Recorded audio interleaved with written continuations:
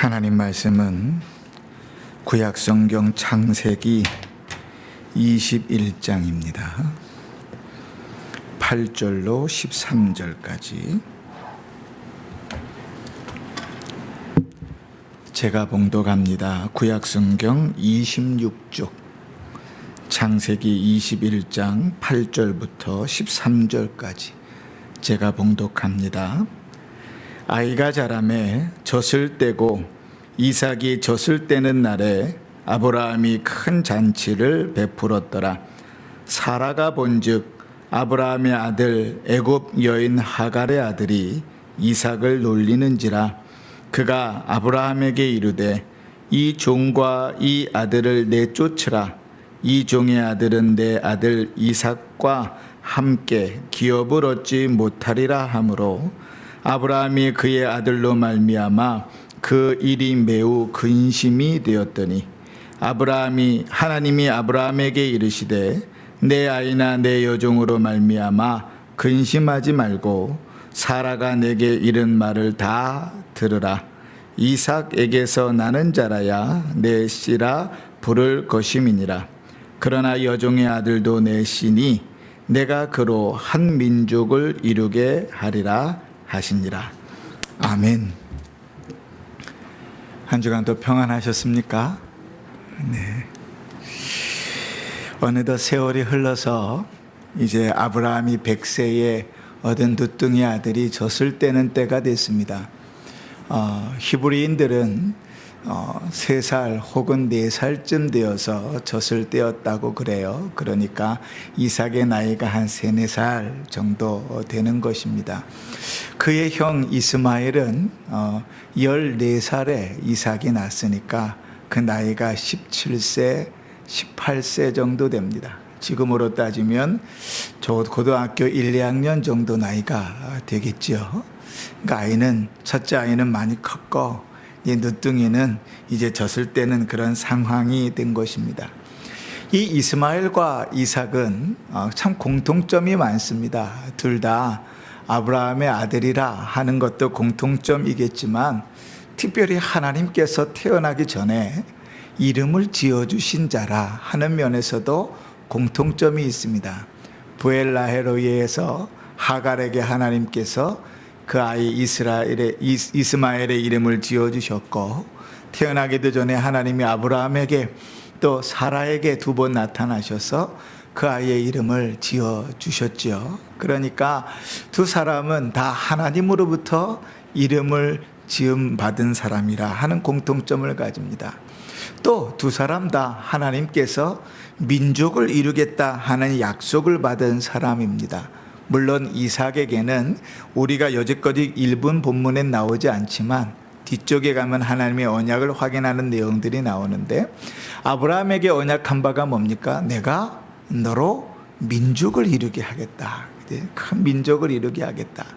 그리고 이스마엘에게도 하나님께서 큰 민족, 한 민족을 이루게 하겠다고 약속하십니다.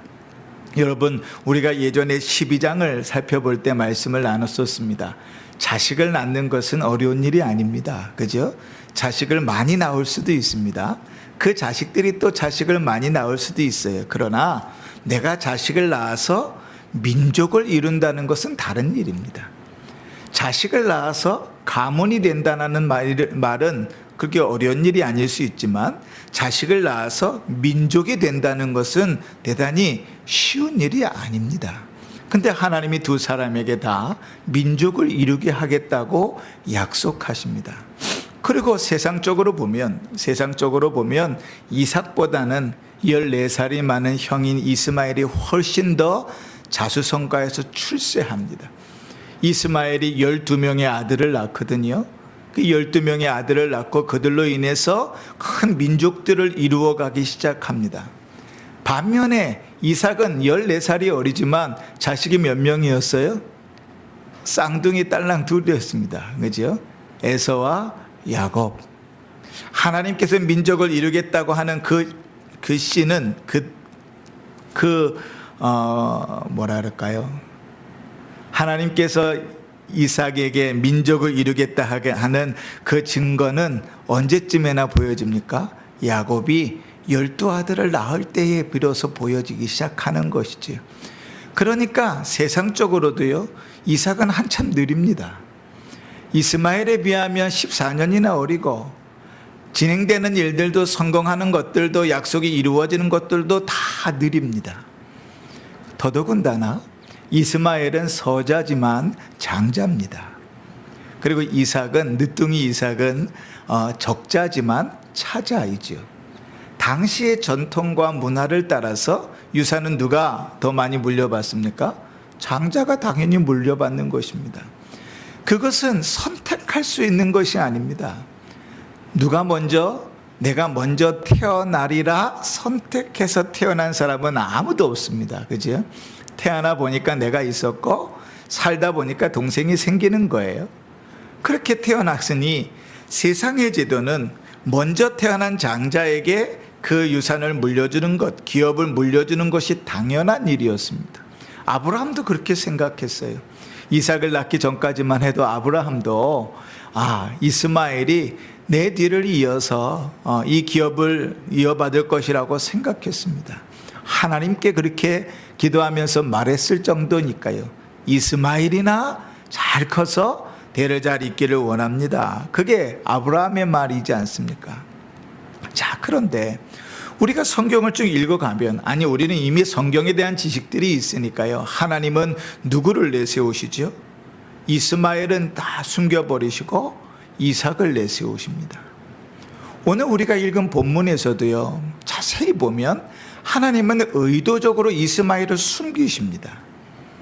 이삭은 의도적으로 드러내시는데 이스마엘은 의도적으로 숨기십니다. 원래 이스마엘과 이삭에 대한 이 내용은 8절부터 다음 주에 할 21절까지 쭉 연결되는 내용입니다. 이 내용들 중에 이스마엘이라는 이름이 들어가야 될 부분이 15군데가 있습니다. 그런데 하나님은 성경을 쓰시면서 이 15군데에 단 한 번도 이스마엘이라는 이름을 적지 않습니다. 하나님이 직접 이름을 지으셨는데 이스마엘이라는 이름을 거론하지 않아요. 한번 보실까요? 9절을 한번 예를 들어 보십시다. 9절에 보면 사라가 본즉 아브라함의 아들 애굽 여인 하갈의 아들이 이삭을 놀리는지라. 뭐라고 쓰면 아주 간편해요. 사라가 본즉 이스마엘이 이삭을 놀리는지라. 아주 간단하죠. 굳이 그때 그 글씨 쓰는 것도 어려운 때에 그걸 굳이 풀어가지고 아브라함의 아들 애굽 여인 하갈의 아들이 이렇게 표현할 이유가 없어요. 근데 그 다음에 10절도 보십시오. 그가 아브라함에게 이르되 이 여종과 그 아들을 내쫓으라. 11절에도 보세요. 아브라함이 그 아들로 말미암아 그 일이 매우 근심이 되었더라. 이렇게 21절까지 15번이나 이스마엘이라는 이름이 나와야 되는데 이스마엘이라는 이름을 적지 않으십니다. 하나님이 직접 이름을 지으셨잖아요. 그런데 그 이름을 부르지 않으시는 거예요. 여러분, 자식들을 이제 키우잖아요. 그죠? 우리 성화 형제가 이제 은서 이름을 지었어요. 이쁘게 진은서 이름을 딱 지었는데, 이름을 지어놓고 은서라고 이름을 한 번도 부르지 않고 야, 개, 제, 얘, 개 이런 식으로만 부른다고 하면 그 아이가 모를 때는 모르는데 주위에서 보기에도 좀 이상하겠죠. 그죠? 자라나면 어때요? 본인도 되게 큰 상처겠죠. 근데 하나님은요, 오늘 의도적으로 15번이나 그 이름이 등장해야 되는 때에 그 이름을 부르지 않으십니다. 기록하지 않으십니다. 근데 반면에 그의 아들 이삭이라는 이름을 불러야 될 때가 4번 있거든요. 그 4번은 전부 다 이삭이라는 이름을 부르십니다. 한번 보십시다. 8절을 보시면 아이가 자라매 젖을 떼고 이삭이 젖을 떼는 날에 아브라함이 큰 잔치를 베풀었더라. 9절 사라가 본즉 아브라함의 아들 애굽 여인 하갈의 아들이 이삭을 놀리는지라. 10절 내 아들 이삭과 함께 기업을 얻지 못하리라 하심으로. 12절 이삭에게서 나는 자라야 내 씨라 부를 것임이니라. 이삭을 언급해야 될 때는 다른 말을 쓰지 않고 정확하게 이름을 부르십니다. 그런데 이스마엘은 그 이름을 부르지 않으세요. 하나님께서 의도적으로 그 이름을 숨기시는 겁니다. 이삭을 드러내시는 거예요. 자, 그거는 이제 성경이 쓰여졌으니까 우리가 성경을 들고 있을 때고 그때 당시의 상황으로 한번 들어가 보십시다. 사라가 있고 이제 이삭도 있고 이스마엘도 있고 하갈도 있고 아브라함도 있습니다. 5명의 등장인물인데 이 5명이 있는 상황 가운데 어떤 일이 벌어졌습니까? 사라가 어느 날 이렇게 보고 있는데 이제 이삭이 막 돌아다녔겠지요. 어린 이제 3살, 4살 되는 아이니까 얼마나 다니겠어요. 우리 준이, 태연이 보면 막 뛰어다니잖아요. 그죠? 막 뛰어다니는 모습을 봤겠죠. 그런데 그 아이를 보다가 어떤 모습까지 봤냐면 14살이나 많은 이스마엘이라는 형이 그를 놀리는 모습을 봅니다. 우리가 다음 주에 이 부분을 좀 더 깊이 생각해 보겠지만 여기서 놀린다는 것은 그냥 창피를 주는 그런 정도의 수준이 아닙니다. 그를 멸시하는 거예요. 그렇게 놀리는 모습을 보면서 사라가 화가 납니다. 도대체 이스마엘을 데리고 있을 이유가 무엇인가? 하나님께서 그에게 기업을 있게 하신다고 약속하시지도 않고 또 그가 장자이지만 그는 서자의 아들이니 그를 내보내라고 아브라함에게 강력하게 요구합니다. 그러니까 아브라함이 밤새 고민을 하잖아요. 그래도 자식인데, 적자라도 서자라도 내 자식인데 그럴 때 어떻게 내보냅니까? 그죠? 그런데 하나님께서 음성을 들려주십니다. 그러면서 아브라함과 이삭을 이렇게 비교하시는 거예요. 12절을 보십시오. 12절에 보시면 이삭에게서 나는 자라야 내 씨라 부를 것임이니라. 이제 이삭이 너의 씨다 이렇게 말합니다. 근데 이스마엘에게도 13절에 똑같이 이런 말을 하세요. 그러나 여종의 아들도 내 씨니 내가 그로 한 민족을 이루게 하리라 하신지라. 이삭에게도 내 씨라 그리고 이스마엘에게도 내 씨라 그러십니다. 그런데 우리로 말로 이제 번역할 때는 둘 다 내 씨라 이렇게 번역이 되지만 원래 히브리어 성경에서는 이 두 단어가 완전히 다른 단어입니다.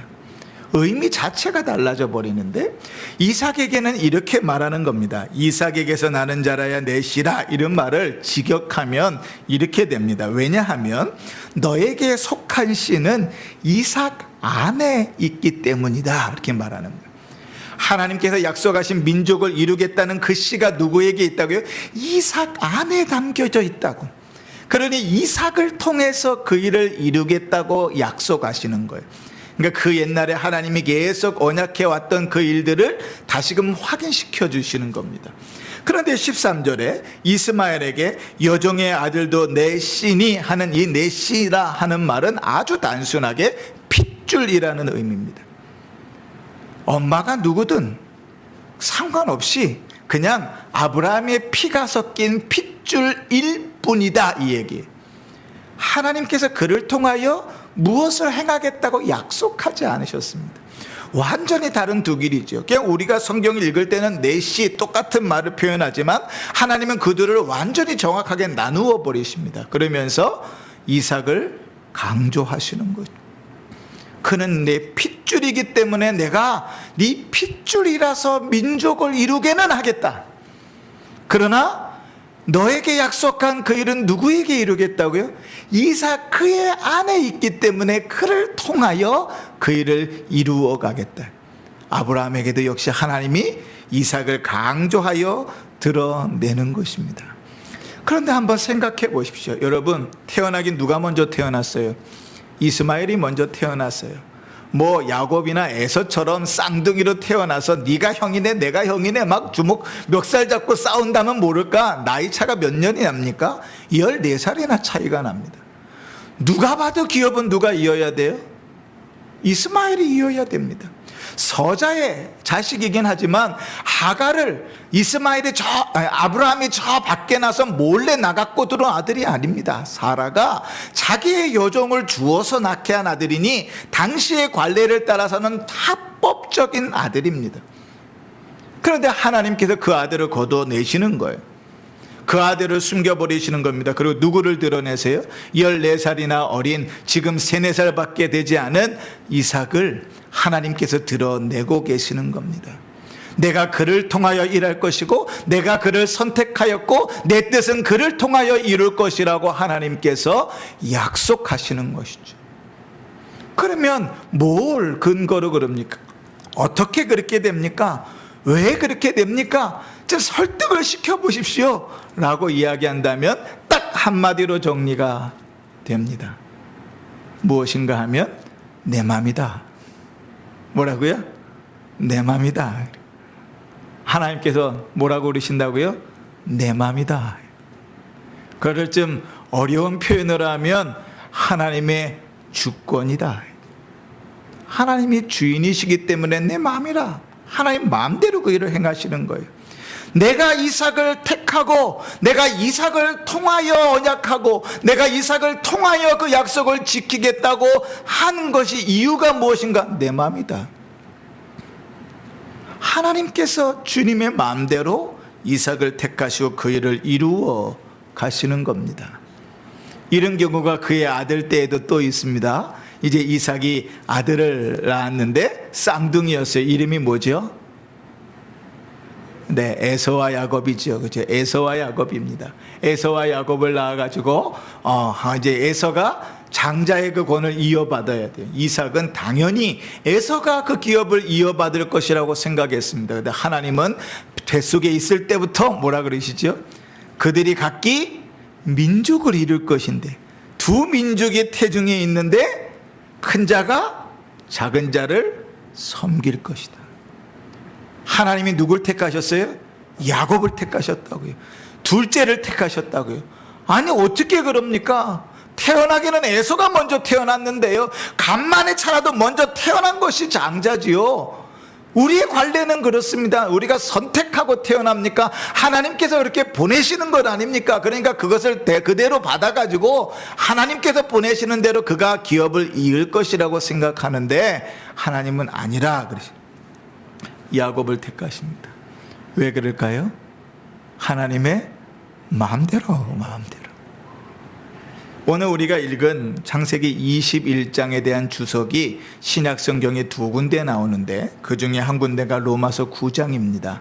로마서 9장에 이삭과 이스마엘, 야곱과 에서에 대한 내용들을 쭉 이야기하는데 어떤 맥락 가운데 이야기하는가? 하나님이 내 마음대로 내 뜻대로 그 뜻을 이루어 간다는 그 대목 가운데 이렇게 말씀하시는 겁니다. 로마서 9장 16절을 보면 이렇게 말합니다. 그런즉 원하는 자로 말미암음도 아니요 다른 박제라는 자로 말미암음도 아니요 오직 긍휼히 여기시는 하나님으로 말미암음이니라. 아멘. 다시 말하면 이런 거예요. 원한다고 되는 것도 아니고 다른 박질 애쓴다고 되는 것도 아니고 긍휼히 여기시는 하나님 마음대로 그 일을 이루신다. 그 일이 뭡니까? 하나님의 약속하신 그 일들을 이루어 가시는 거예요. 구원하시는 그 일들을 이루어 가시는 거예요.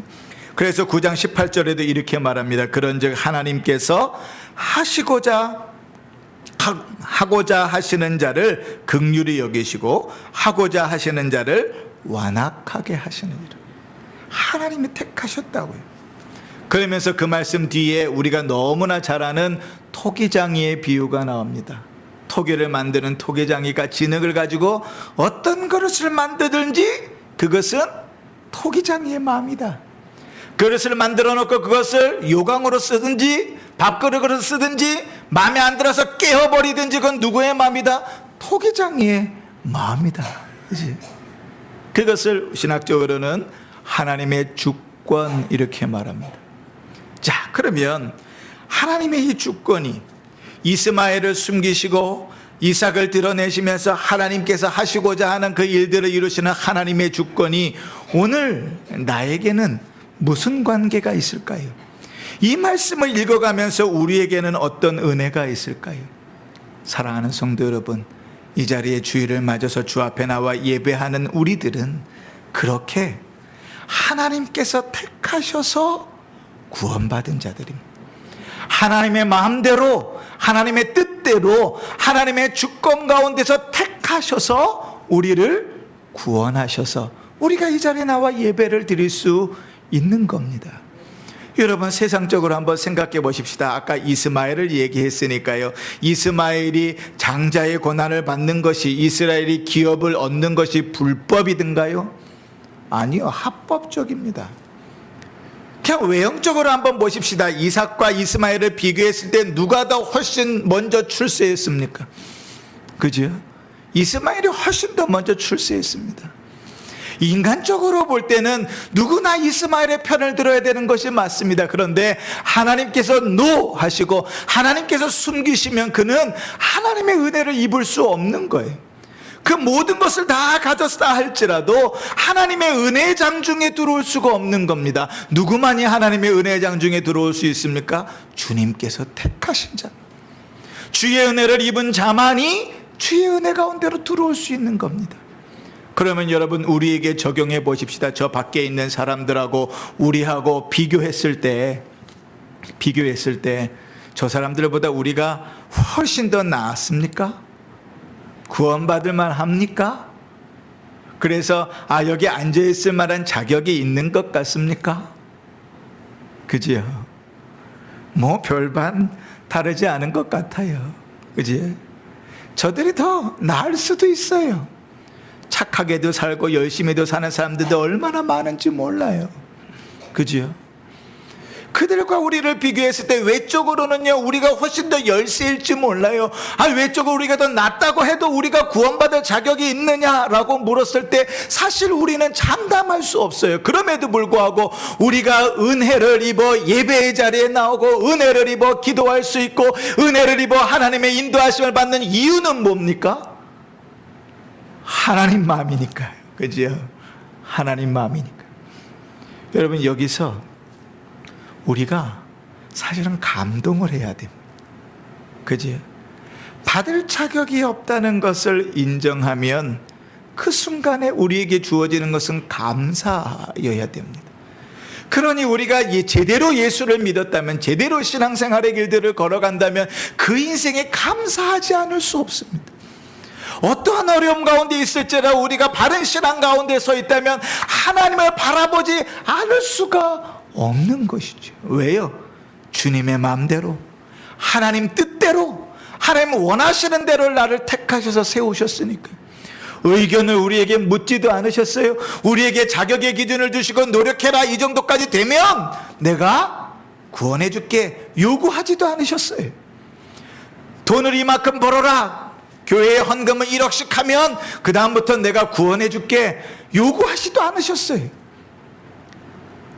우리의 모습이 어떠하든지, 우리가 어떤 모습으로 살든지, 우리가 어떠한 인생을 살았든지 하나님께는 관심이 없어요. 주님께서 창세전에 택하신 대로 하나님의 뜻대로 우리를 구원하시고 우리를 예배 자리로 부르시고 하나님을 믿는 자로 부르시고 믿음으로 살아가는 자로 세우시는 거예요. 그 인생을 책임지시고 그 인생의 기도를 들으시고 그 인생과 동행하시고 그 인생의 삶 가운데 역사하시는 거예요. 그러니 여러분, 우리가 감사하지 않을 수 있습니까? 그렇지? 이삭의 경우를 한번 생각해 보십시다. 이삭이 이스마엘이 떠나가는 모습들을 봤을 겁니다. 어려서 기억에 제대로 있었는지도 모를 거예요. 그러나 나중에 가면 아브라함을 장례할 때 이스마엘이 와서 같이 장례를 치르거든요. 그때 이스마엘이라는 이름이 한 번 더 등장합니다. 이스마엘의 족보를 기록한 내용에서 이스마엘의 이름을 기록한 것 외에는 그 뒤로는 이스마엘의 이름 자체가 기록되지 않습니다. 핏줄이기 때문에 아브라함을 장례할 때, 장사를 치를 때 그때 이삭과 이스마엘이라는 이름이 다시 등장합니다. 그리고 사라져버리죠.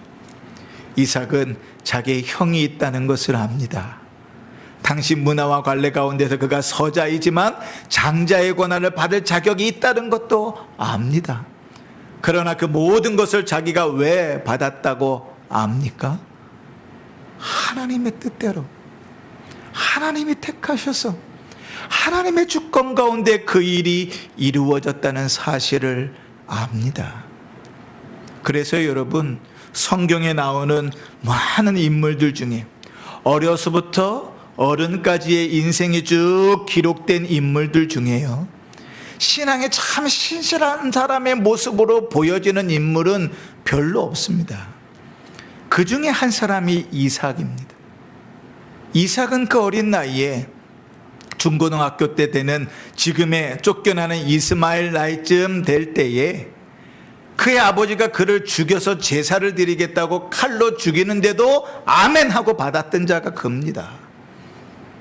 어떻게 그럴 수 있어요? 아무리 내가 존경하고 사랑하는 부모지만 나를 칼을 들고 죽여서 제물로 바치려고 하는데, 예, 하십시오 아버님, 나를 죽이셔도 좋습니다. 그럴 자식은 아무도 없어요. 근데 왜요? 그는 어려서부터 믿음 가운데 있었거든요.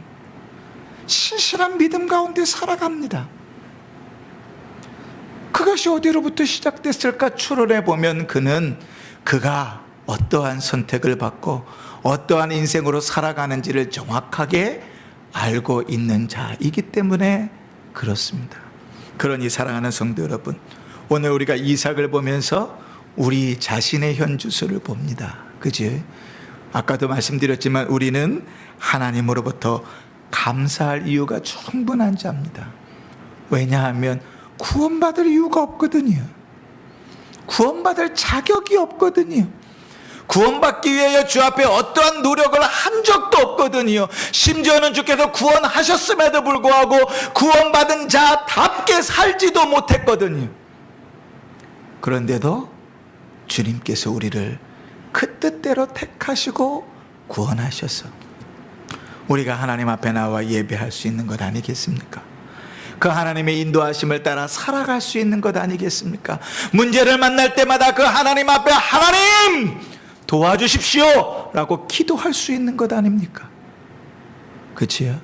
사랑하는 성도 여러분, 우리의 인생 가운데 우리의 구원의 은혜를 돌아보시면서 하나님의 주권과 주님의 뜻을 돌아보시면서 내가 그 은혜 가운데 구원받은 자임을 고백하는 감사와 찬양이 있는 성도가 되었으면 좋겠습니다.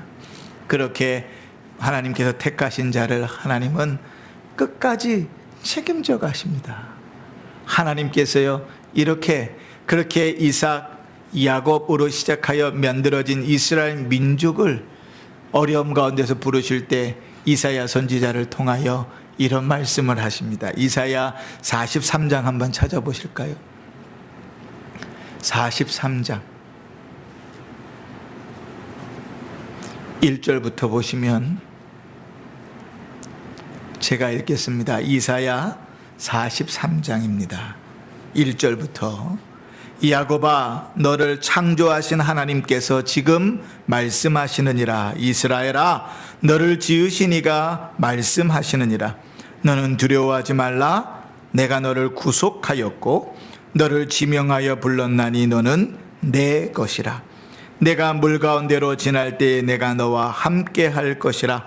강을 건널 때에 물이 너를 침몰하지 못할 것이며 내가 불 가운데로 지날 때에 타지도 아니할 것이요 불꽃이 너를 사르지도 못하리니 대저 나는 여호와 내 하나님이요 이스라엘의 거룩한 이요 내 구원자임이라. 4절 내가 내 눈을 보배롭고 존귀하게 하며 내가 너를 사랑하였은즉 5절에 두려워하지 말라.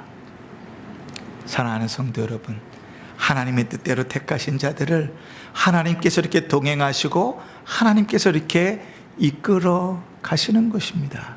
그러니 사랑하는 성도 여러분, 우리가 하나님으로부터 특별한 선택을 받은 자라 하는 사실들을 꼭 기억하며 사십시다. 우리 마음속에 믿음으로 살아가는 일은 무엇인가 하면 내가 구원받은 자라는 그 확신 가운데 사는 겁니다. 그 믿음 가운데 반응하며 살아가는 겁니다. 하루하루의 삶들을 살아가면서도 하나님께서 나를 택하셨고 하나님께서 나를 책임지시고 하나님께서 나를 인도하신다는 그 믿음 가운데서 살아가실 수 있기를 바랍니다. 상황이 점점 어려워져 가고 있습니다. 코로나의 시기는 점점 심해지고 사람들의 마음은 더 날카로워지고 강팍해집니다. 그러한 모든 상황들 속에서 여러분, 우리가 믿음을 지키며 살아갈 수 있는 것은 오직 하나님을 바라보는 마음뿐입니다.